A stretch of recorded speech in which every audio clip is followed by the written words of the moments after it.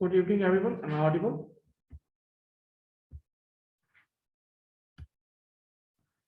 Okay. Yes, Roshan, you can unmute. Yes, sir. Good evening, sir. Last topic क्या चल रहा था बच्चों इससे पहले? सर लास्ट टॉपिक में सर हम लोगों ने टोपोलॉजी सर ये पूरा कवर कर लिया था। टोपोलॉजी एक्चुअली हमने नेटवर्क भी देख लिया था, है ना? यस सर, डाटा कम्युनिकेशन भी हो गया था और टोपोलॉजी भी देख लिया था, है ना? Yes sir. ओके। कितने बच्चे रिवीजन करते आ रहे हैं ये बताइए पहले मुझे। कितने ऐसे बच्चे हैं जो रेगुलर बेसिस पे रिवीजन करते जा रहे हैं?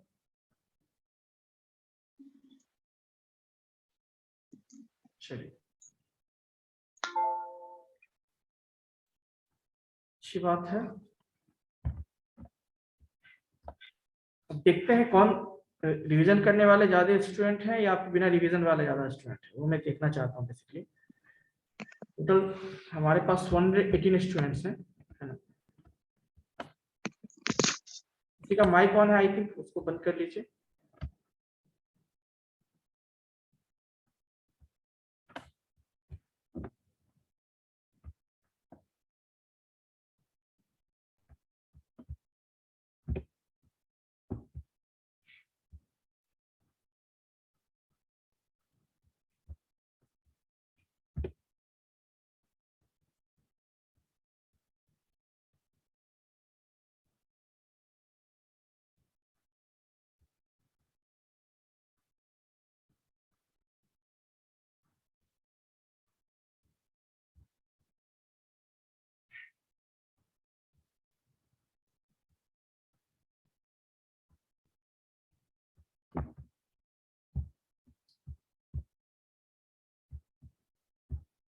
ओके,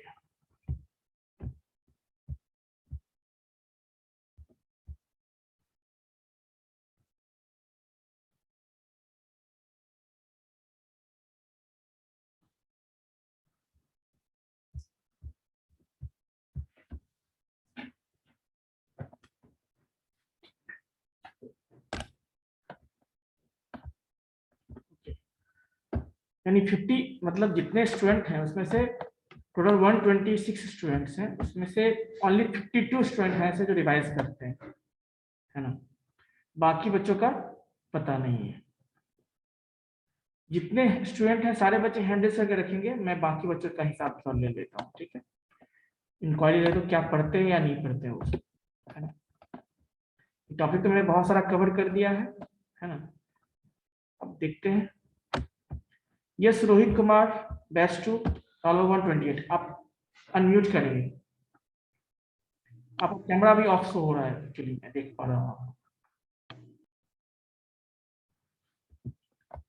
यस रोहित,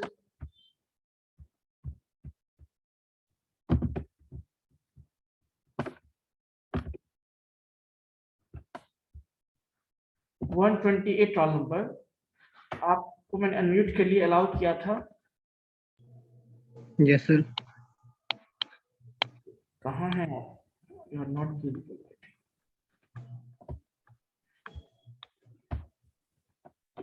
चलिए सारे बच्चे हैंड्स डाउन कर ले। मैं रैंडम पूछ लेता हूँ सारे बच्चों से, किनका रिवीजन चल रहा है, किनका नहीं चल रहा है, कौन पढ़ाई कर रहे हैं, कौन पढ़ाई नहीं कर रहे हैं, क्योंकि टॉपिक तो मैंने बहुत सारा कवर कर रखा है ना?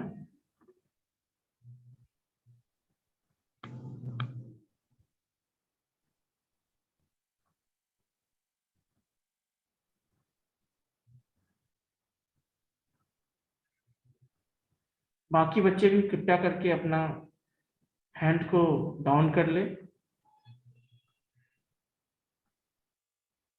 कुछ बच्चे कंफ्यूज हैं कि हम क्या करें, हैंड्स डाउन करें या नहीं करें। चलिए कोई बात नहीं, मैं ही डाउन कर देता हूँ आपका हैंड।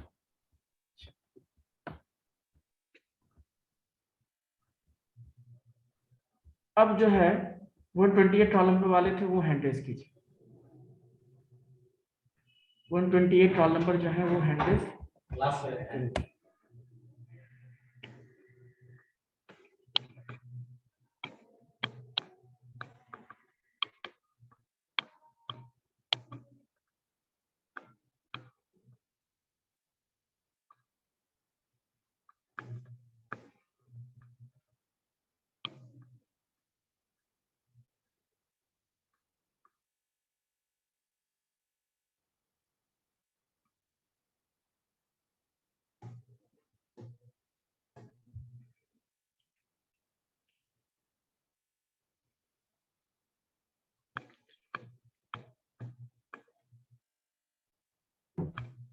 ओके बच्चों, so 128 roll number, I think hand raise सुनाई नहीं दिया उन्हें, तो मैंने हैंड रेस करने के लिए बोला था। 128 roll number Rohit. Yes Rohit. Yes sir. हाँ बताइए, क्या क्या रिप्रेजेंट किया आपने? सर वो सर प्रिंटर तक रिवीजन किए हैं। प्रिंटर तक किया है, उसके बाद Yes, मैंने क्या sir. क्या पढ़ाया है? प्रिंटर के बाद बहुत कुछ पढ़ाया आई थिंक। सर एल्गोरिथम है। Yes 58 roll Yes, number, sir. बताइए क्या क्या मैंने पढ़ाया उसके बाद। हाँ कौन कौन सा टॉपिक मैंने कवर किया है उसके बाद? यस सर, प्रिंटर के बाद आपने मेमोरी पढ़ाया था, उसमें हार्ड डिस्क, कॉम्पैक्ट डिस्क, इन सब के बारे में बताया था। फिर आपने प्रोग्रामिंग लैंग्वेज का बताया था कि कैसे कैसे प्रोग्रामिंग लैंग्वेज स्टार्ट हुआ था, बी लैंग्वेज, सी लैंग्वेज, ये सब। और फिर आप एल्गोरिदम, फ्लो चार्ट्स, और हम लोगों के बैच 1 में आपने वो डेसिमल, हेक्साडेसिमल, बाइनरी सिस्टम भी आपने पढ़ाया था। ठीक, इसके बाद अभी कौन सा टॉपिक चल रहा था बेसिकली? अभी कम्युनिकेशन सिस्टम चल रहा है, डेटा कम्युनिकेशन और टोपोलॉजी, आप ये सब पढ़ा लें। समझ में आया रोहित? Yes sir. चलिए कोई बात नहीं, जहां से मैं पढ़ा रहा हूँ वहां से आप कहाँ से ज्वाइन किए हो क्लास, ये बताओ। जब कंबाइंड बैच हुआ तब से क्या पढ़ रहे हो आप? सर 2-3 क्लास छूट गया था मेरा, 3-4 क्लास ही छूट गया था सर, तबीयत खराब हो गया था बीच में। चलिए ठीक है, छूट गया है, अच्छी बात तो नहीं है, छूटना नहीं चाहिए, ठीक है ना। लेकिन कॉलेज के यूट्यूब चैनल पे आप वहाँ पे जो है प्लेलिस्ट है, आईटी एंड एप्लीकेशन नाम से आई थिंक प्लेलिस्ट मैंने बना रखा है ना। Batch 1 okay batch 2 sir. दोनों के लिए मैंने बना रखा है। Okay sir. तो वहां से सर आप अब बैच 1 हो या बैच 2 हो, जब से कंबाइंड या जो भी है, आपको वो सारा वहाँ पे मिल जाएगा, ठीक है। वॉच कीजिए थैंक यू। वीडियो को, और डाउट होता है तो पूछ लिया कीजिए, लेकिन थैंक पहले यू सर। वॉच कीजिए जो छूटा है आप, फिर डाउट ओके करिए, सर। ठीक है। Okay okay sir.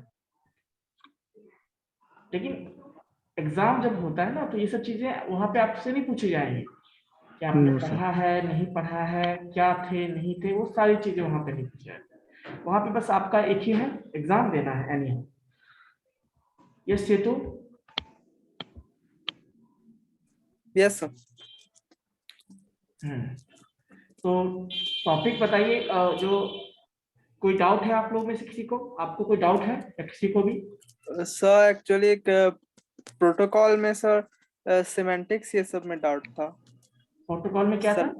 Sir protocol का प्रॉपर्टीज कहीं पढ़े थे सर, सिमेंटिक्स और टाइम ये सब होता है, तो उसी में डाउट था कि वो क्या होता है। वो सब चीजें अभी आपको नहीं फोकस करना है, वो चीजें आप जो कंप्यूटर नेटवर्क पढ़ोगे है ना, तो वो चीजें वहां पे कवर होंगी, ठीक है। अभी बस प्रोटोकॉल के बारे में है।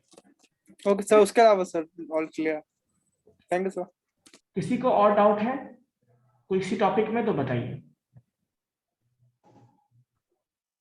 यस, देखिए टॉपिक डाउट मतलब डाउट होना चाहिए क्लास से रिलेटेड। आप कोई क्लास से बाहर की चीजें मत पूछिएगा, मतलब जो पढ़ाई से रिलेटेड नहीं है उसकी बात मैं कर रहा हूँ बेसिकली।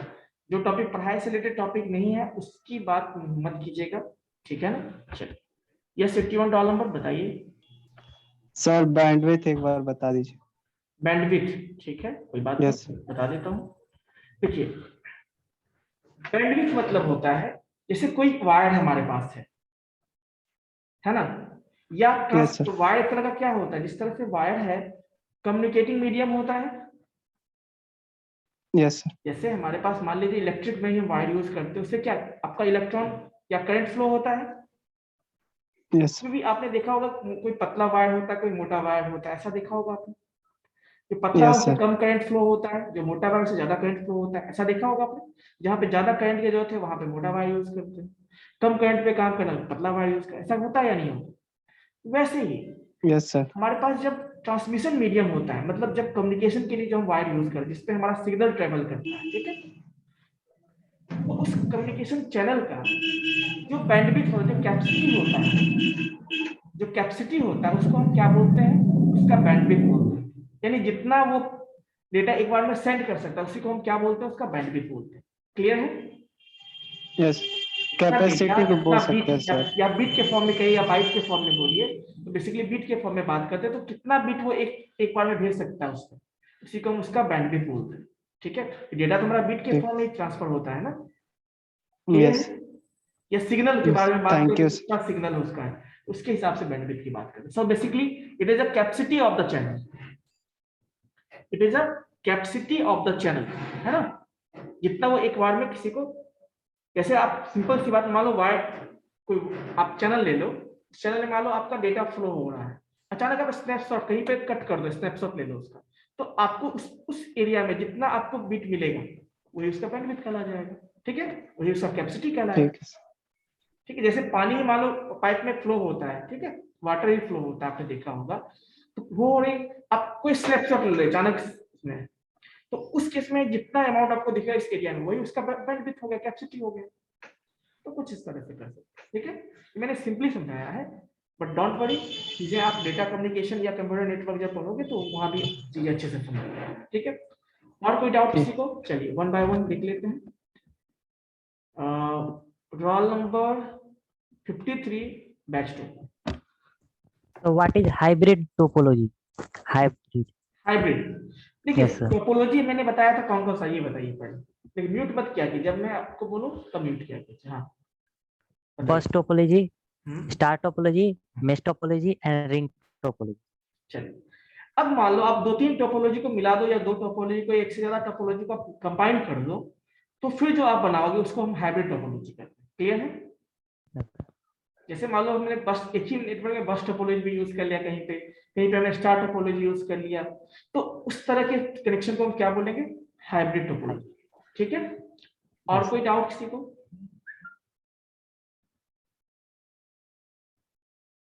चलिए Manish. Yes Manish. Yes sir, हाँ बोल बताइए। रहे थे सर नेटवर्क लेयर थोड़ा डीपली समझा देते। नेटवर्क लेयर आखिर क्या है? नेटवर्क लेयर किस चीज में मैंने बताया था इसको, किस टॉपिक के लिए मैंने बताया था, बताइए। आप अनम्यूट कीजिए, पहले म्यूट को कर देते हैं। सर नेटवर्क डिवाइस में बताए थे सर। नेटवर्क डिवाइस में बताया, देखिए बेसिकली जो हम कम्युनिकेशन करते हैं ना, कम्युनिकेशन के लिए हर एक नेटवर्क का अपना एक वो मॉडल को फॉलो करता है, मॉडल इसको ओएसआई मॉडल कहते हैं, या फिर हम उसको बोलते हैं टीसीपी/आईपी मॉडल होते हैं, जो आप पढ़ोगे कंप्यूटर नेटवर्क में बेसिकली, ठीक है। तो वो लेयर्स जो है, उस लेयर्स को मॉडल मतलब कम्युनिकेशन के लिए एक सेट ऑफ रूल्स होता है। जब हम कम्युनिकेट करते हैं ना, तो डिवाइस 1 से डिवाइस 2 में डेटा ट्रांसफर होगा, उसके लिए बहुत सारे सेट ऑफ रूल्स हैं, उसके लिए एक मॉडल डिफाइन किया गया, उसको हम ओएसआई मॉडल कहते हैं, या उसको हम टीसीपी/आईपी मॉडल, दो नाम से अलग अलग है, और दोनों अलग अलग है, दोनों में डिफरेंस मैं बताऊंगा आपको। अब देखिए, तो ओएसआई मॉडल में भी 7 लेयर्स होते हैं, है ना। 7 लेयर्स आपको पता है ना कि जब कम्युनिकेट करते हो उसमें बहुत सारा पार्ट होता है, हार्डवेयर पार्ट होता है। जब आप कम्युनिकेशन करते हो नेटवर्क में, तो डेटा ट्रांसफर होगा सेंडर टू रिसीवर, उसके लिए पहली बात तो कनेक्शन होनी चाहिए। कनेक्शन के साथ साथ क्या होगा, कनेक्शन के साथ साथ क्या होता है बच्चों, उसमें हार्डवेयर होते हैं, पाथ होता है ना। डेटा को हम सेंड करें तो उसके फॉर्मेट, जिसको भेजना है उसके फॉर्मेट में चेंज करते हैं, लास्ट डेटा उसको पैकेटिंग करते हैं, तो बहुत सारे टास्क होते हैं बेसिकली।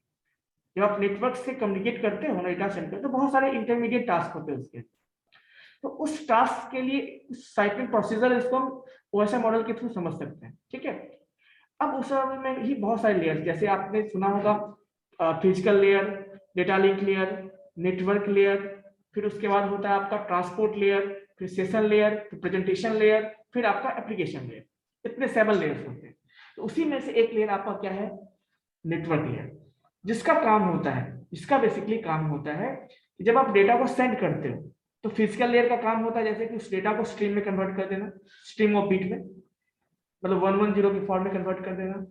फिर डेटा लिंक लेयर का काम होता है उस फ्रेम, उस बीट स्ट्रीम ऑफ बीट को फ्रेम में कन्वर्ट करना, जैसे 10 बीट का, 4 बीट का, इस तरह से लेके, है ना। फिर उसके बाद वो चेक करता है बहुत सारा चीज में, आपका एरर करेक्शन चेक करता है ना, और कंजेशन कंट्रोल, बहुत सारी चीजें वो, फ्लो कंट्रोल, बहुत सारी चीजें वो परफॉर्म करता है। देन वो डेटा सेंड करता है नेटवर्क लेयर को।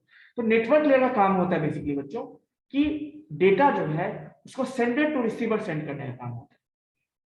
सेंडर से रिसीवर, मान लीजिए हम नेटवर्क के अंदर जुड़े हुए हैं, तो हमारा डेटा आपके पास पहुंचेगा तो बहुत सारे पाथ हो सकते हैं, बहुत सारे पाथ हो सकते हैं अवेलेबल, उसमें से कौन सा बेस्ट पाथ है ना, वो सेलेक्ट करने का काम होता है नेटवर्क लेयर, ताकि हमारा जो डेटा है वो आपके सिस्टम से हमारे सिस्टम तक पहुंच सके। ठीक है, जो डेटा है वो आपके सिस्टम से हमारे सिस्टम तक या हमारे सिस्टम से आपके सिस्टम तक पहुंच सके किसी ना किसी पाथ से, उसके लिए जो बेस्ट पाथ होगा वो बताता है आपका नेटवर्क, वो फाइंड करके उसको उसमें उस डेटा को सेंड कर देता है। क्लियर है? अब नॉट ओनली दिस, इतना ही नहीं है, उसके अंदर बहुत सारी चीजें हैं जो उस चीजों को मैं बताऊंगा तो फिर आप लोगों को समझ में नहीं आएगा और कंफ्यूजन भी होगा, तो मैं भी शॉर्ट रखता हूँ, सिंपल रखता हूँ, ताकि चीजें आपको इतना से काम हो सकता है। ठीक है, चलिए नेक्स्ट 149।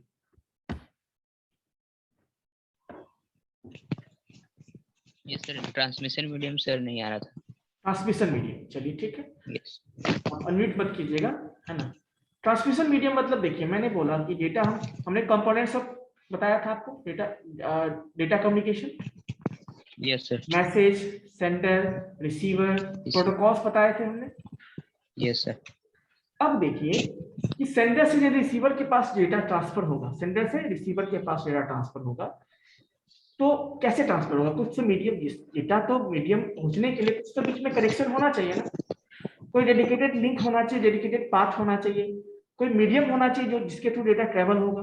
यस सर, उसी को हम यहाँ पे क्या कहते हैं, ट्रांसमिशन मीडियम कहते हैं।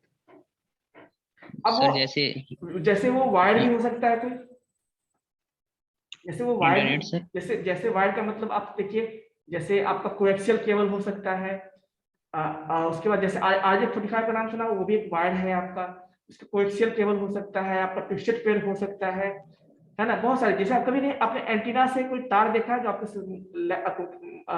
टीवी में जो लगता है, आपने देखा होगा, DTH का XC का होता है, तो इस तरह का वो भी तो वायर ही है, वो भी तो कम्युनिकेशन मीडियम ही है ना, ट्रांसमिशन मीडियम ही है ना वो भी। तो वायर को ही हम यहाँ पे समझने के लिए वायर, बट आजकल आपको पता है कि बिना वायर के भी आपका डेटा ट्रांसफर हो सकता है, उसको वायरलेस कहते हैं। क्या कहते हैं उसको? वायरलेस, है ना, या फिर अनगाइडेड मीडिया कहते हैं उसको। क्या कहते हैं? Unguided medium. तो बेसिकली ट्रांसमिशन मीडियम को दो पार्ट में डिवाइड करते हैं, एक गाइडेड मीडियम और दूसरा अनगाइडेड मीडियम। ठीक है, यस। इस नेक्स्ट जिसको पूछना है कैमरा ऑन रखो, अदरवाइज मैं अनम्यूट नहीं करूंगा। ठीक है, यस राज, देखो। यस सर, मुझे ये स्ट्रक्चर ओरिएंटेड और ऑब्जेक्ट ओरिएंटेड में थोड़ा सा मुझे दिक्कत हो रहा है, ये होता क्या है, कंफ्यूजन। ये किस चीज का पार्ट है? ये तो इसका सब्जेक्ट का पार्ट नहीं, आपने बताया था structure oriented programming language, object oriented programming language. अच्छा, जी सर। चलिए ठीक है, मैं पता रहता हूँ। जस्ट 1 मिनट, एक कॉल है।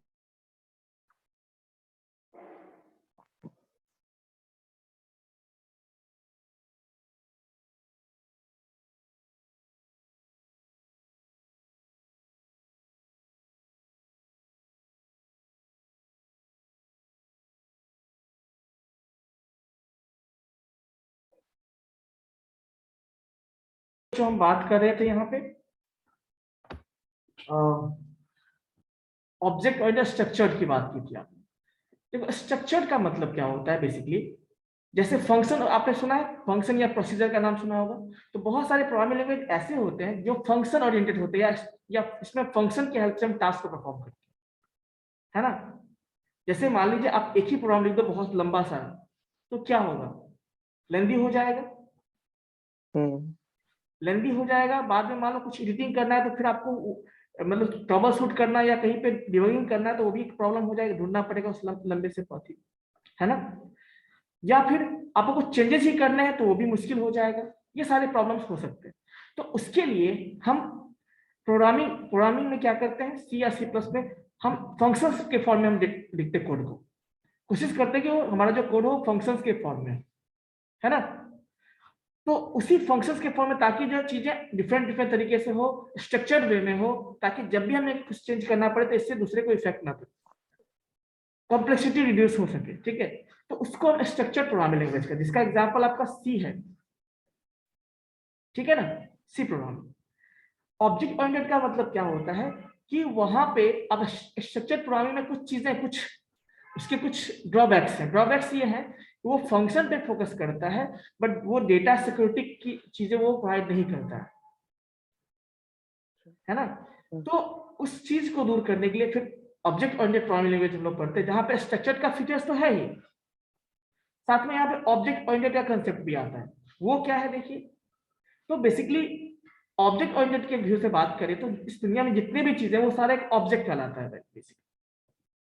और जो ऑब्जेक्ट, जैसे आप ही एक ऑब्जेक्ट, अभी मान लो जो क्लास में जितने भी बच्चे उसमें आप एक ऑब्जेक्ट हो, ये रोशन एक ऑब्जेक्ट है, सेतु एक ऑब्जेक्ट है, मतलब ऐसे सब लोग ऑब्जेक्ट हैं। लेकिन ये जो ऑब्जेक्ट जो फिजिकली है ना, लेकिन मैं कॉलेज के पॉइंट ऑफ व्यू से बात करूं तो आप किसी क्लास से बिलोंग करते हैं या नहीं करते हैं, किसी ग्रुप से बिलोंग करते हैं या नहीं करते हैं, जिसका नाम देंगे स्टूडेंट ग्रुप या स्टूडेंट क्लास से बिलोंग करते हैं। तो ऑब्जेक्ट ओरिएंटेड में क्या होता है ना, क्लास ऑब्जेक्ट का कंसेप्ट होता है। अब क्लास ऑब्जेक्ट क्या है कि जैसे मैं आप सबको स्टूडेंट बोल दूं, क्या स्टूडेंट बोलने से मतलब हो जाता है कि मैं कोई स्टूडेंट फिजिकल होगा या नहीं, स्टूडेंट एक क्लास होगा, है ना। लेकिन जब मैं कहता हूं कि किसी भी क्लास, जैसे मैं आपके बीसीए की बैच की बात करता हूं, मैं बोलता हूं कि बैच 2 का रोल नंबर 13, तो ये फिजिकली प्रेजेंट है, बट मैं कहता हूं कि मतलब स्टूडेंट ऑफ एकेयू, तो ये क्लियर थोड़ा नहीं हो पाता है ना। लेकिन मैं कहता हूं कि बैच 2 का जो रोल नंबर 13 है, जो उस क्लास से बिलोंग करता है, तो वो फिजिकल में है या नहीं है, यूनिटी में एग्जिस्ट करता है, तो वो ऑब्जेक्ट कहलाता है। और हमने बताया क्लास, आप तो हर एक ऑब्जेक्ट किसी न किसी क्लास से बिलोंग करता है, आप भी किसी क्लास से बिलोंग करते हो। जैसे जितने भी एनिमल्स हैं, डॉग का भी अपना एक क्लास है, लेकिन हम कहते हैं कि पार्टिकुलर डॉग के बारे में बात करेंगे तो ये एक ऑब्जेक्ट हो गया उसका। मैं फर्नीचर की बात करूं, फर्नीचर एक क्लास है, बट मैं टेबल चेयर की बात करूं तो वो उसका क्या ऑब्जेक्ट कहलाएगा, ठीक है। तो ये कंसेप्ट होता है उसमें बहुत सारे फीचर्स हैं ऑब्जेक्ट ओरिएंटेड में, वो सब चीजें भी उसमें पढ़ने, जैसे आप पॉलीमॉर्फिज्म सिस्टम है, उसमें इनहेरिटेंस का कंसेप्ट है ना, उसमें ऑब्जेक्ट क्लास का कंसेप्ट है, उसमें जो है स्पेशल पासिंग का कंसेप्ट है, बहुत सारी चीजें फीचर्स है ना, जो ऑब्जेक्ट ओरिएंटेड में आपको दी जाती है। सबसे इंपॉर्टेंट चीज ये है कि हम ऑब्जेक्ट ओरिएंटेड में डेटा सिक्योरिटी का भी कंसेप्ट दिया गया है।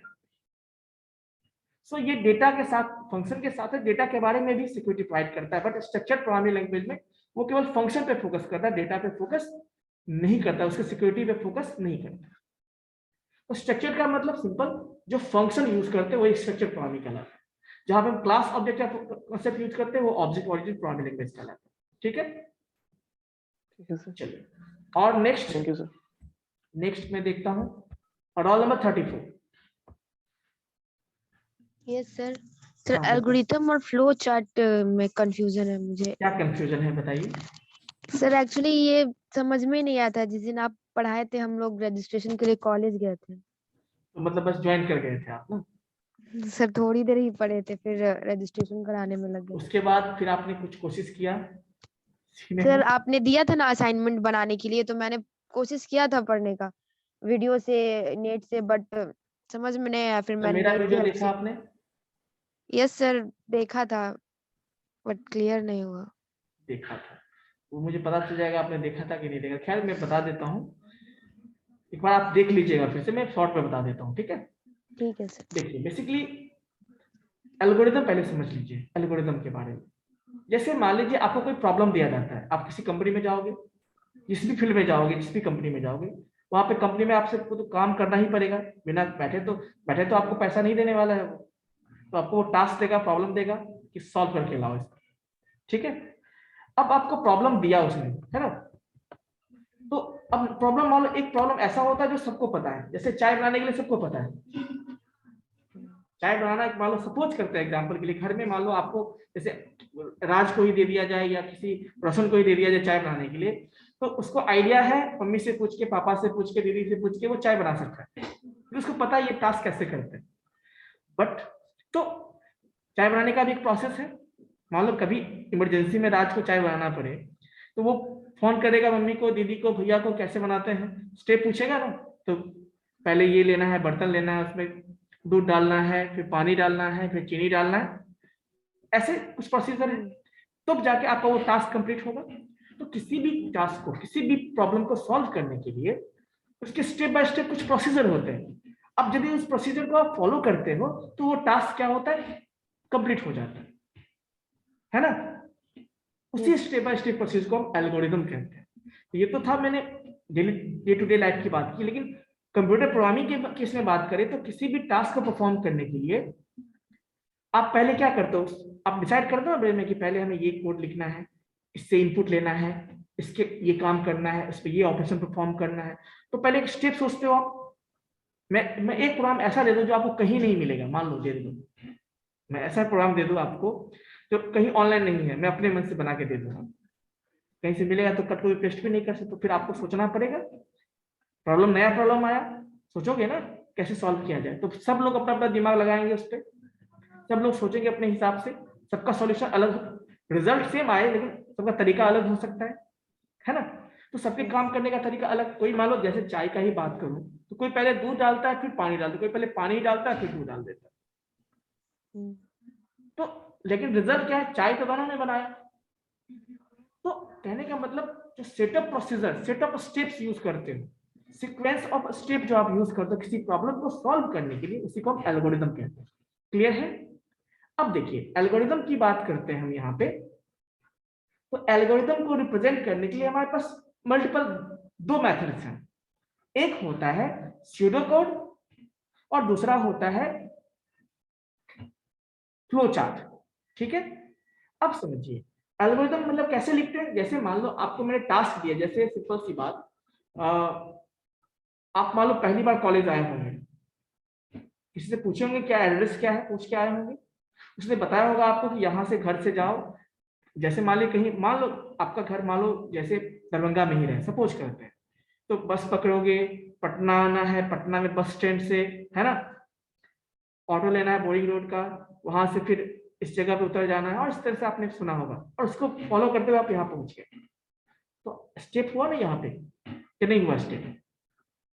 तो सिंपली आप क्या करते हो, उसको लिख लोगे कि पहले ये करना है, फिर ये करना है, फिर ये करना है, इस तरह से। तो स्टेप लिख लिया, बस यही एल्गोरिदम है। आपको कोड नहीं लिखना है यहाँ पे, बस जो आपने इंग्लिश लाइक वर्ड में जो सिंपली आपने लिख लिया वही आपका एल्गोरिदम कहलाएगा।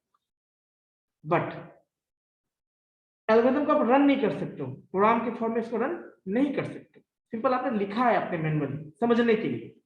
अब मान लो किसी भी प्रॉब्लम का आपने एल्गोरिदम लिख लिया, स्टेप बाय स्टेप प्रोसीजर लिख लिया, तो अब चाहो तो उसको सी में भी प्रोग्राम कर सकते हो, सी प्लस में भी कर सकते हो, जावा में भी कर सकते हो, पाइथन में भी कर सकते हो।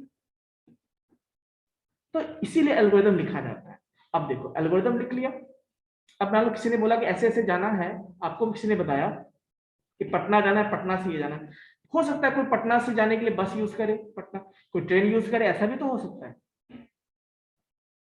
तो कहने का मतलब ये है आपको स्टेप पता चल गया है, आप उसकी बेस पे प्रॉब्लम को सॉल्व कर सकते हो। तो वही चीज है, किसी ने लिखा कि नहीं बस पकड़ के जाना है, किसी ने लिखा कि हमें ट्रेन पकड़ के जाना है। तो लेकिन आपके हिसाब से, उसके हिसाब से उसका सॉल्यूशन सेम हो, लेकिन स्टेप अलग हो सकता है। अब देखिए मैंने बोला रिप्रेजेंट करने की बात की, तो दो तरीके से रिप्रेजेंट कर सकते हैं। एक तरीका है स्यूडो कोड, जो सिंपली हम जो सिमिलर टू कोड होता है हम सिंपली लिख देते हैं कि ये स्टेप 1 में ये, स्टेप 2 में ये, ऐसे, उसको स्यूडो कोड कहते हैं। फ्लो चार्ट क्या होता है, हम उसको ग्राफिकल रिप्रेजेंटेशन के फॉर्म में शो करते हैं, उसको हम फ्लो चार्ट कहते हैं। क्लियर है, बाकी चीज आप देखिएगा आपको समझ में आ जाएगा। चलो नेक्स्ट, जिनका हो गया है हैंड्स डाउन करें। अब मैं 30 रोल नंबर को मौका दूंगा, पैसेज रखिए, सारे बच्चों को मौका मिलेगा, ठीक है। इस roll number 30। Yes sir. Sir guided media में जो कोएक्सियल केबल और ऑप्टिकल फाइबर है ना, इसमें थोड़ा सा कंफ्यूजन है। कोई बात नहीं, अभी कंफ्यूजन रहने दीजिए, अगले क्लास में इसको मैं बताऊंगा, ठीक है। Okay sir. अभी मैंने बताया ही नहीं है, तो कंफ्यूजन की बात ही अलग है, मैं बताऊंगा डिटेल से कि गाइडेड मीडिया में कैसा होता है, स्ट्रक्चर कैसा होता है, उसका क्या एडवांटेज है, क्या डिसएडवांटेज है, कहाँ यूज करते हैं, ये सारा मैं बताऊंगा, ठीक है। Okay sir. Next,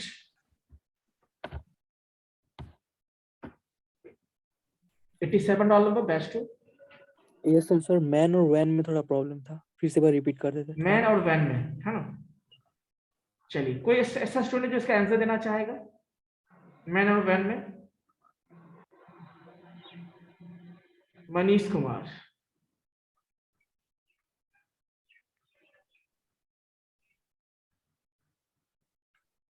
Manish Kumar ने हैंड रेज किया था, फिर उसने हैंड्स डाउन कर लिया।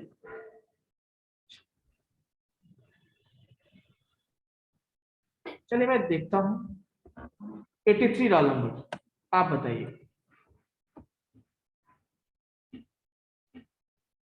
अनम्यूट कीजिए। Yes sir. हाँ बताइए। सर लैन होता है वो हम लोग शॉर्ट जब नेटवर्क बनाना रहता है छोटे रेंज पे तो हम लोग लैन यूज करते हैं। जैसे हम लोग अपने घर में अगर कोई नेटवर्क 2-4 कंप्यूटर को अगर कनेक्ट करना है तो हम लोग लैन यूज करेंगे, या कॉलेज में यूज करना है या किसी भी छोटे ऑर्गेनाइजेशन में यूज करना है तो हम लोग लैन का यूज करते हैं। बट मैन में है कि कोई 2 सिटी को अगर एक सिटी में पूरे में करना है तो हम लोग मैन का यूज करते हैं।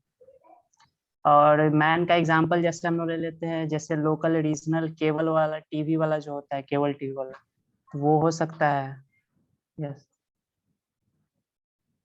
चलिए ठीक है। Next Kamini. Yes. Yes sir, LAN MAN वैन तीनों बताना था या बस 2? उसने पूछा था, उसने शायद लैन और वैन पूछा था शायद, या मैन या वैन पूछा था शायद। तीनों बता दीजिए आप। सर मैन पूछा था शायद। तीनों बता दीजिए आप। सर तो लैन का फुल फॉर्म होता है लोकल एरिया नेटवर्क, यानी कि ऐसा नेटवर्क जो हम लोग लोकली इस्टेब्लिश कर सकते हैं, यानी कि जो कि फ्यू किलोमीटर्स के अंदर में हो, या एक फ्लैट के अंदर, या एक ऑफिस के अंदर, कैंपस के फ्लैट अंदर, बिल्डिंग के अंदर कवर होता हूँ। ठीक है। फ्यू किलोमीटर्स के अंदर में हम लोग जिसे इस्टेब्लिश कर सकते हैं। और मैन का फुल फॉर्म होता है मेट्रोपोलियन एरिया नेटवर्क, जो कि हम लोग एक सिटी के अंडर में उसे इस्टेब्लिश कर सकते हैं, या किसी थोड़ा बड़ी ऑर्गेनाइजेशन में उसे इस्टेब्लिश कर सकते हैं। और वैन का मतलब वर्ल्ड वाइड एरिया नेटवर्क, यानी कि वो पूरे वर्ल्ड में कवर इस्टेब्लिश कर सकते हैं। जैसे इंटरनेट हमारा इसका बहुत अच्छा एग्जाम्पल है, ये पूरे वर्ल्ड में इस्टेब्लिश्ड है, जिससे पूरे लोग इसे एक्सेस कर सकते हैं, जो कि पूरे वर्ल्ड में इस्टेब्लिश्ड हो सकता है, या बड़ी ऑर्गेनाइजेशन में, या बड़ी एरिया के लिए। ठीक है। सो बेसिकली देखिए, बहुत सारे बच्चों ने बताया, और चलो आर्यन भी कुछ बोलना चाहता है I think. Yes Aryan. Yes sir. LAN, वैन और मैन, बेसिकली लैन जैसे फुल फॉर्म देख रहे हैं कि local area network. Local area मतलब क्या, विद इन द एरिया, हमारे मतलब कि एक बिल्डिंग में हो गया, बिल्डिंग में हो गया, या फिर कॉलेज है तो कॉलेज। हाँ ये हो गया। मैन है ना, क्या होता है, मेट्रिकल एरिया नेटवर्क। इसमें मतलब कि विद इन द सिटी, आपके सिटी में ही, जैसे कि local provider, local cable provider, ये सब हो गए, तो ये सब है ना मैन में आ गए। और वैन मतलब wide area network. For example एक तरह से ले सकते हैं जियो कनेक्टिविटी, पूरे इंडिया भर में है, तो ये कर सकते, ये ले सकते हैं। हाँ तो मतलब बेसिकली वही है। देखिए इसमें बहुत सारी चीजें हैं। इसके अलावा हम बात करते हैं सिक्योरिटी की, बात करते हैं सिक्योरिटी। जो सबसे छोटा नेटवर्क वो ज्यादा सिक्योर है। जैसे नेटवर्क का साइज इंक्रीज होगा, आपका सिक्योरिटी जो कम होता जाएगा। कम्युनिकेशन की बात करें, स्पीड लैन का ज्यादा होगा। जैसे आपका स्पीड, नेटवर्क का साइज बढ़ेगा, स्पीड कम हो जाएगा। ये सारी चीजें हैं, हर चीज का एडवांटेज है। आपको कोई बिल्डिंग के अंदर, किसी कैंपस के अंदर आपको सिस्टम को कनेक्ट करना है तो लैन आप यूज करोगे। आपको यदि 2 सिटी को कनेक्ट करना है तो उसके लिए आप मैन यूज करोगे, मेट्रोपॉलिटन एरिया नेटवर्क, जहाँ पे वो 10 किलोमीटर 100 किलोमीटर के रेंज में कवर आता है। ठीक है। वहीं पे आपको वर्ल्ड वाइड में ऐसा नेटवर्क चाहिए जो पूरे वर्ल्ड वाइड को कवर करे, उसको हम वाइड एरिया नेटवर्क कहते हैं। और उसका एग्जांपल क्या है आपका, internet is the best example of LAN, और सॉरी वैन। क्लियर है बच्चों? चलिए नेक्स्ट। यस, सवाल नंबर 18। आप बहुत देर से हैंड रेज किए थे, है ना? सर वही लैन, वैन और मैन एक्सप्लेन करना। क्लियर हो गया? यस सर, मतलब बताना चाह रहा था मैं। Okay. Next 106 roll number. Sir actually मुझे डाटा कम्युनिकेशन और टाइप ऑफ डाटा कम्युनिकेशन मुझे उतना समझ में नहीं पाया सर। आप थोड़ा जोर से बोलिए, सर दर्द हो रहा है, ये समझ में आ रहा है हमको कुछ? Sir types of data communication मुझे समझ में नहीं आया सर। उससे पहले आपने बोला सर दर्द कर रहा है, क्या ऐसा? नहीं सर, वही बोला कि टाइप्स ऑफ डेटा कम्युनिकेशन समझ में नहीं आ रहा है। समझ में नहीं आ रहा है, मुझे लगा सर दर्द चलिए कोई बात नहीं, समझ में नहीं आ रहा है, क्यों नहीं आ रहा है बताइए, क्या था टाइप, बताइए टाइप क्या था? सर मतलब जिस टाइम पे लेक्चर हुआ था उस टाइम पे मतलब शायद रजिस्ट्रेशन की वजह से ही हम मेरा छूटा हुआ था उस टाइम पे नहीं लेक्चर। तो हम ये पूछ रहे हैं समझ में क्या नहीं आया, डेफिनेशन समझ में नहीं आया या क्या समझ में नहीं आया? सर नाम बता दो मुझे इसका क्या है, क्योंकि मैं देखना चाहता हूँ समझ में नहीं आया तो क्या नाम तो याद है एटलीस्ट? सर एक्चुअली मतलब उसका नोट्स नहीं बना इसलिए मुझे पता भी नहीं है सर।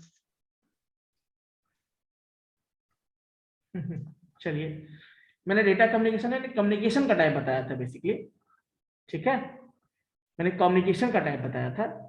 कम्युनिकेशन का दो टाइप होता है, लोकल कम्युनिकेशन और टेली कम्युनिकेशन। टेली कम्युनिकेशन को हम क्या कहते हैं, रिमोट कम्युनिकेशन भी कहते हैं। क्या कहते हैं? रिमोट कम्युनिकेशन भी कहते हैं। रिमोट मतलब दूर से जो कम्युनिकेट करते हैं। अब जैसे हम यहाँ पर हैं और आप वहां बैठे हैं डिफरेंट प्लेस पे और हम लोग कम्युनिकेट कर रहे हैं, so that is called telecommunication. या फोन पे बात करते हैं, that is called telecommunication. WhatsApp से करते हैं चैट, टेली कम्युनिकेशन। मैसेजिंग करते हैं, दैट इज टेली कम्युनिकेशन। समझ में आई बात?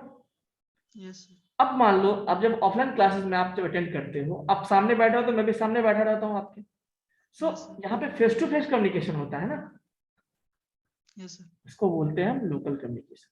समझ में आई बात? यस। इतनी सी बात है बस। नहीं सर, एग्जाम्पल के लिए समझ में आया? आपने यस सर। समझ में आ गया ना? हाँ सर, लेकिन जो लेक्चर अटेंड नहीं किया था सर, वही क्वेश्चन आप पूछे थे ना, इस वजह से कंफ्यूज हो गए हम कि टाइप ऑफ डेटा कम्युनिकेशंस क्या है। कोई बात नहीं, नेक्स्ट टाइम ध्यान रखिएगा, ठीक है? Okay sir. सर ऐसे देखा है तो टाइप ऑफ डेटा कम्युनिकेशंस है क्या, मतलब हम ढूंढे बुक्स में। फिर आप बार बार मैंने टाइप ऑफ डेटा कम्युनिकेशन नहीं बताया था, मैंने आपको कम्युनिकेशन का टाइप बताया था, टाइप ऑफ कम्युनिकेशन।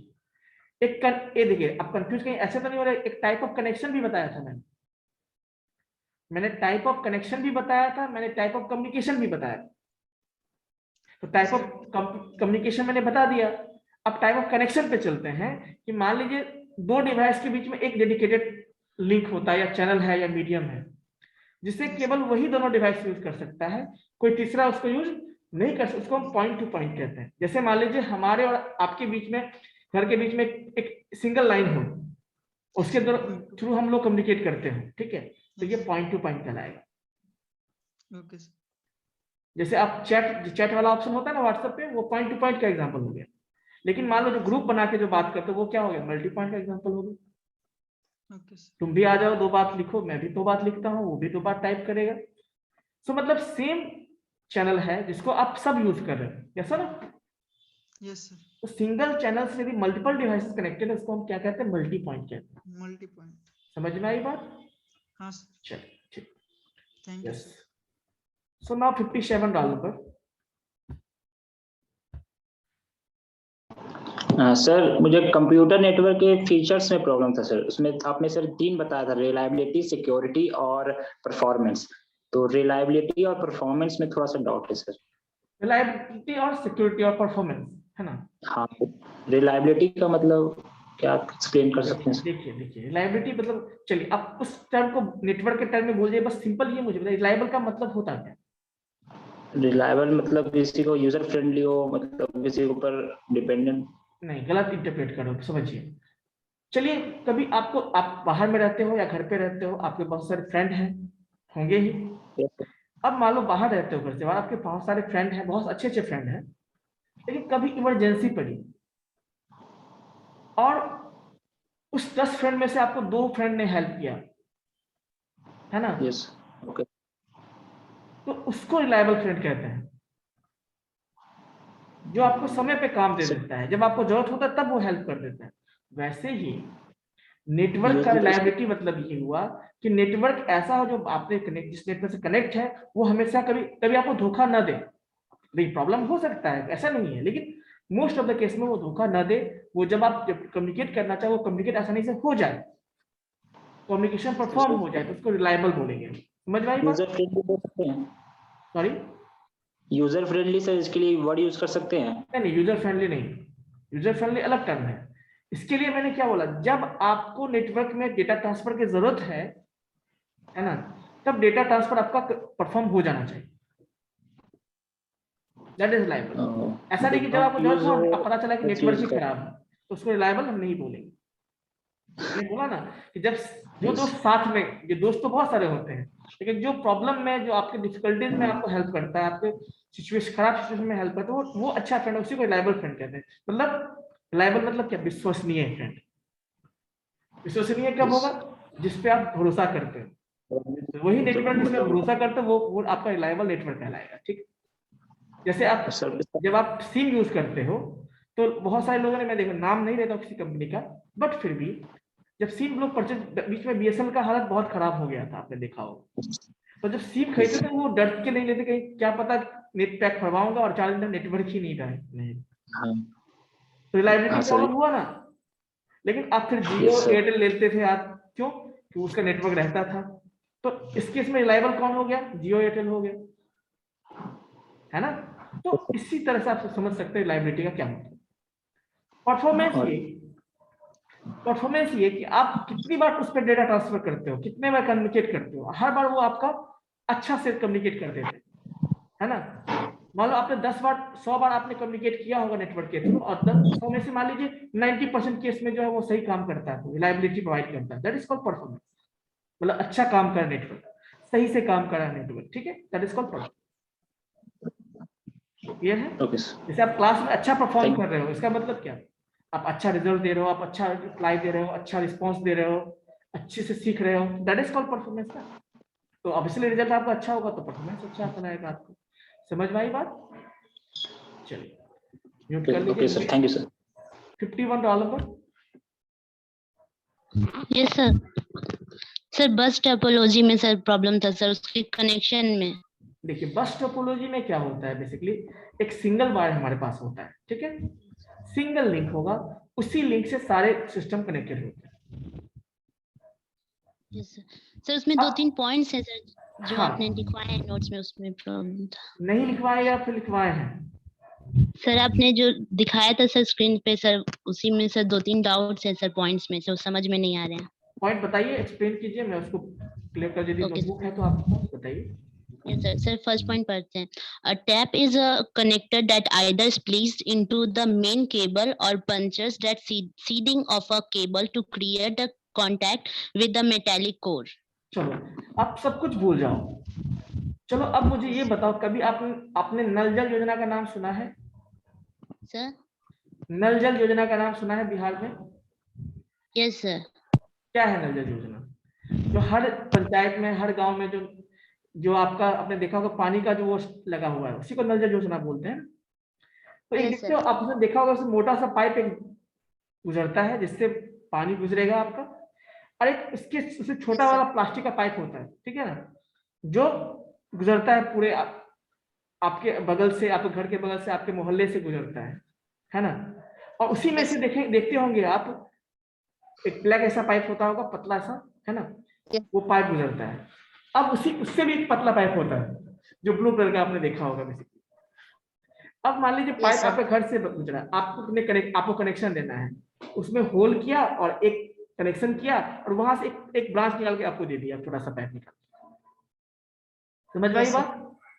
तो वहां पे जो कनेक्टर यूज करते हैं ना, अब मान एक पाइप, छोटा पाइप, एक बड़ा पाइप है, उसके बीच में कनेक्टर यूज करते हैं कि नहीं करते? हाँ। तो वो टेप कहलाता है वहां पे। तो वैसे ही वायर मान लीजिए है, पूरा वायर है एक तरह से, ये बस टोपोलॉजी में, उस वायर से हमें अपने वायर को कनेक्ट करना है, अपने सिस्टम के वायर को कनेक्ट करना है, तभी तो कम्युनिकेशन होगा ना। तो कनेक्शन डायरेक्टली तो ऐसे नहीं, जैसे हम बिजली बिल में जैसे बिजली में वैसे लगा देते हैं, वैसे तो नहीं लगा सकते, चौका बजा सकते, उसका प्रॉपर सेटिंग होता है। तो उस तरह से हम कह सकते हैं कि वो उस कनेक्टर जो होता है दोनों के बीच, उसको हम क्या कहते हैं, एक मेन लाइन से जो आपके सिस्टम को कनेक्ट करने वाला जो वायर होता है वो कनेक्ट होता है, उसी को टेप बोलते हैं, ठीक है? Yes sir. और कोई डाउट? No sir. और इस वायर को भी हम कुछ बोलते हैं, और जो वो वायर टेप से जो आपके सिस्टम पे जाता है उसको भी हम वायर करते हैं। कौन सा वायर करते हैं? देखिए मैंने लिखाया होगा sir, drop line. Drop lines बोलते हैं, बिल्कुल ठीक है। Yes sir. चलिए, और किसी को डाउट है?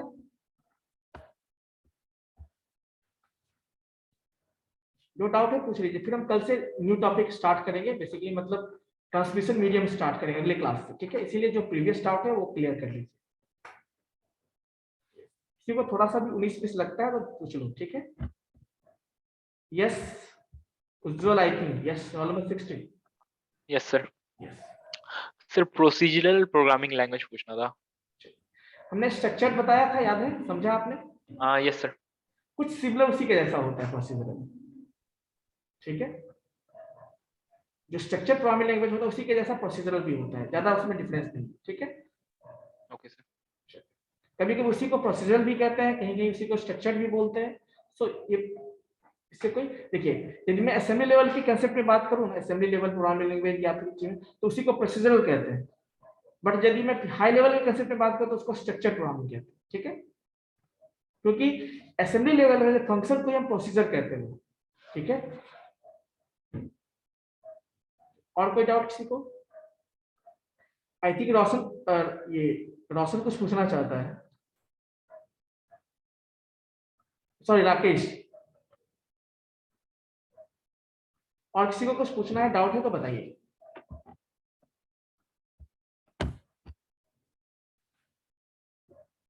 किसी को डाउट नहीं है तो Manish Kumar 156 roll number batch 2, आप कैमरा ऑन कीजिए और म्यूट कीजिए आप।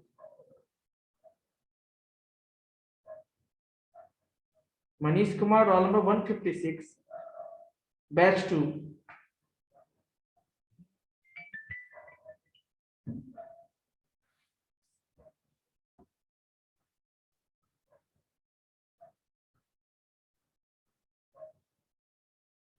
मनीष कुमार ने रिप्लाई नहीं, इसका मतलब वो क्लास में है नहीं, है ना?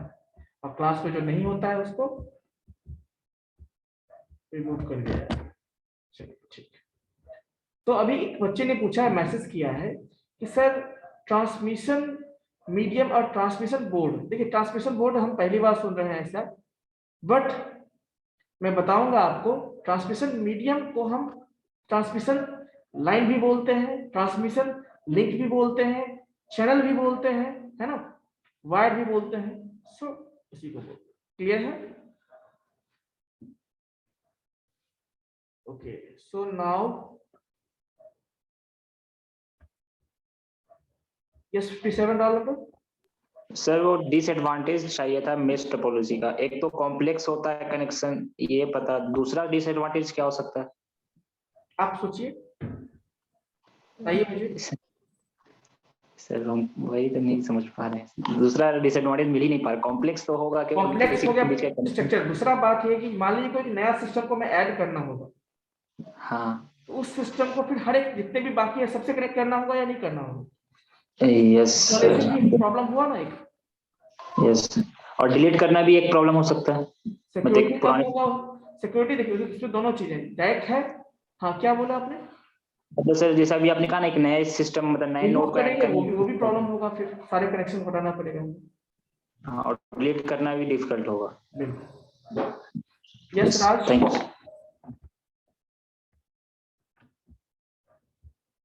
यस, आप कुछ पूछना चाह रहे थे? हाँ सर वो बस टोपोलॉजी में आपने बताया जो मेन वायर होता है उसे ड्रॉप बोला जाता है, उसे और भी कोई नाम से बताए। मेन वायर को क्या बोला जाता है? आपने ड्रॉप बोला था सर। नहीं, मैंने मेन वायर को नहीं बोला था। मेन वायर से जो आपके सिस्टम के लिए जो वायर निकलता है उसको ड्रॉप लाइंस बोलते हैं। अच्छा, वो मेन वायर को क्या बोला जाता है? वो मेन, उसको मेन लिंक ही या मेन चैनल बोलते हैं उसको, या उसी को बस बोलते हैं बेसिकली, ठीक है? अच्छा, नहीं हमको लगा मिसकंफ्यूजन हो गया था उसको बस ही बोलते हैं इसलिए बस टोपोलॉजी नाम है, ठीक है? अच्छा, मेश टोपोलॉजी में एक डिसएडवांटेज आप ले सकते हैं सर कि कॉस्ट ज्यादा हो जाता है। किसमें? क्योंकि मेश टोपोलॉजी में। बिल्कुल। चलिए यस 35।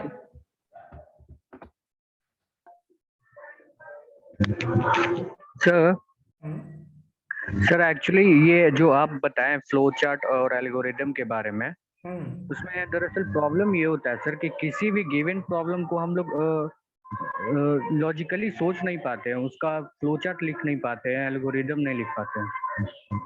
तो पहली बात, प्रॉब्लम कैसा है ये डिपेंड करता है, प्रॉब्लम किस तरह का प्रॉब्लम। जैसे आपने सर एक आइटरेशन वाला प्रॉब्लम दिया था सर, रियल नंबर का, सर वो बन नहीं पा रहा था सर, उसका फ्लो चार्ट मैंने हेल्प लिया था सर। क्या दिया था, कौन सा रियल नंबर में? रियल नंबर में सर, कि किसी भी नंबर को वो रियल नंबर है या नहीं ये चेक करने के रियल लिए। नंबर नहीं दिया था मैंने, प्राइम नंबर दिया था। Yes yes yes, sorry sir, prime number दिया था। तो देखिए प्राइम नंबर सिंपल सी बात बताओ आपको, चेक आप उसको अभी आप इसको भूल जाओ, आप उस फॉर्मूला को भूल जाओ, सब कुछ भूल जाओ। आप बस ये सोचो कि यदि मैं आपको मैथमेटिक्स में एक नंबर दूं तो आप कैसे चेक करोगे उसको, प्राइम नंबर है या नहीं, बताइए।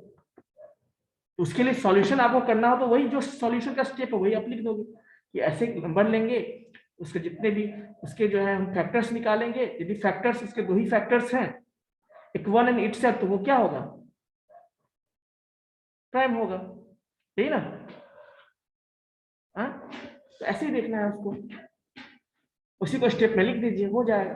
तो देखिए ये चीज स्टेप लिखोगे, फैक्टर्स निकालेंगे, फैक्टर्स कैसे निकालते हैं ये पता होना चाहिए आपको। तो आसान है, थोड़ा ट्राई कीजिएगा, प्रॉब्लम्स को, छोटे छोटे प्रॉब्लम्स को लीजिए और लिखने की कोशिश कीजिए, ठीक है। नहीं समझ में आता तो पहले देखिए, ये प्रॉब्लम आपका उसका नहीं है, प्रॉब्लम ये है कि आपको प्राइम नंबर का कंसेप्ट में दिक्कत होगा, इसलिए कंसेप्ट में उसी को हम लिख देते हैं, तो वही हमारा क्या हो जाता है, उसका स्टेप बाय स्टेप प्रोसीजर होता है, ठीक है। 35। Yes sir, clear sir. देखिए बहुत सारे बच्चे अभी भी ज्वाइन करने की कोशिश करते रहते हैं, जैसे देखो अनिकेत कुमार है, roll number 4 batch 1, Abhishek Kumar है, कृष्णा कुमार है। बताओ ये टाइम ज्वाइन करने का, क्लास ज्वाइन करने का टाइम है। इस एक कोई रोल नंबर नोट करो, राज रोल नंबर नोट करो, रोल नंबर 4 बैच 1।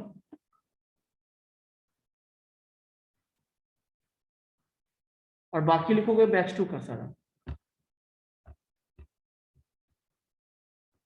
बाकी बैच 2 में लिखोगे 77, 73, 163।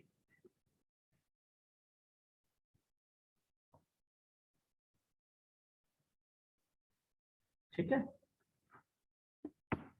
तो अगली क्लास में मैं पूछता हूँ। सो बेसिकली बच्चों ठीक है, हम लोग अगली क्लास में मिलते हैं, और नया टॉपिक जो ट्रांसमिशन मीडियम है उसको डिस्कस करेंगे। किसी बच्चे ने मल्टीप्लेक्सिंग भी पूछा था, डोंट वरी, मैं मल्टीप्लेक्सिंग भी बताने वाला हूँ, अभी मैं नहीं बताया इस टॉपिक को। सो सारे टॉपिक डिस्कस करेंगे, ठीक है। चलिए, तो अभी अब रिवीजन कीजिए जितना मैंने बताया है, और रिवीजन करते रहिए, है ना। फ्यूचर के भरोसे मत छोड़िए, है ना।